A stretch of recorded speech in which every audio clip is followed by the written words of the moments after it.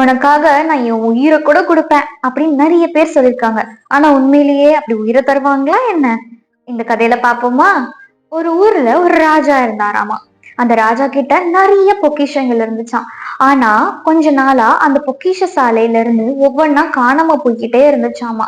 அப்போ அந்த ராஜா இது எப்படிதான் காணாம போகுது அப்படின்னு தெரிஞ்சுக்கிறதுக்காக ஒரு தனிப்படை அமைச்சாராமா. அந்த தனிப்படை கண்டுபிடிச்ச ஒரு விஷயம் பயங்கர அதிர்ச்சியா இருந்துச்சாம். என்ன தெரியுமா? அந்த திருட்ட பண்ணது ராஜாவோட அரண்மனையிலேயே கூடவே இருந்த ராஜாவோட பொண்ணாமா. ஆனா ராஜாவுக்கு வேற எந்த பதிலுமே பேச முடியல. ஏன்னா தப்பு பண்ணது யாரா இருந்தாலும் தண்டனை கொடுத்துதானே ஆகணும். ராஜாவும் இந்த குற்றத்துக்கு என்ன தண்டனையோ அதை நிறைவேற்றுங்க அப்படின்னு சொல்லிட்டாங்களாம். அப்போ அந்த ராஜ்யத்துல திருட்டுக்கான தண்டனை 39 சவக்கடி கொடுக்கறது தான்.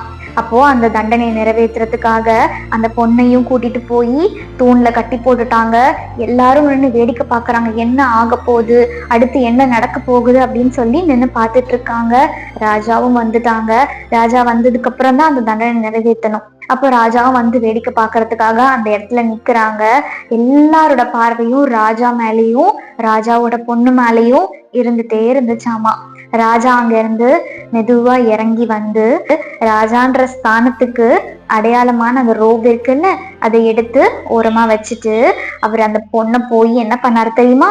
பின்னாடி இருந்து கட்டி பிடிச்சிட்டு, இப்போ நீங்க தண்டனை நிறைவேற்றுங்க அப்படின்னு சொன்னாராம். இப்போ அடிச்சா அந்த அடி யார் மேல விழும்? ராஜா மேலதான் இல்ல?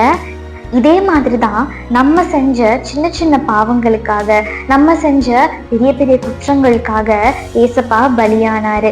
இப்பயும் கூட நம்ம செய்யும் பொழுது ஏசப்பா என்னை மன்னிச்சிருங்க அப்படின்னு சொல்லும் போது அவர் ஆசையா நம்மளை மன்னிக்கிறதுக்கு ஆவலா இருக்காரு. நம்ம மேல பட வேண்டிய ஒவ்வொரு அடியவும் ஏசப்பா அன்னைக்கு வாங்கினாங்க. தண்டனையை நிறைவேற்றணும் தான். ஆனா ஏசப்பா அந்த தண்டனைய ரொம்ப சந்தோஷமா எடுத்துக்கிட்டாராம். ஏன் தெரியுமா? இந்த தண்டனையை நிறைவேற்றினதுக்கு அப்புறம் she is going to be my daughter, he is going to be my son, இனிமே அவனோட முழு உரிமையும் என்கிட்ட மட்டும்தான் இருக்க போகுது அப்படின்னு சொல்லி சந்தோஷமா அந்த தண்டனையும் ஏத்துக்கிட்டாங்க. இதை பத்தி பைபிள் கூட என்ன சொல்லுது தெரியுமா? யோவான் 3:16 தேவன் தம்முடைய ஒரே பேரான குமாரனை விசுவாசிக்கிறவன் எவனோ அவன் கெட்டு போகாமல் நித்திய ஜீவனை அடையும்படிக்கு அவரை தந்தருளி இவ்வளவாய் உலகத்தில் அன்பு கூர்ந்தார். நம்ம கோபாக்கினைக்கு ஆளாயிடக்கூடாதுன்றதுக்காக தன்னுடைய மகனையே கொடுத்தாரு. அப்படிப்பட்ட அன்பை பெற்றிருக்கிற நம்ம எவ்வளவு பாக்கியவான்கள் இல்ல?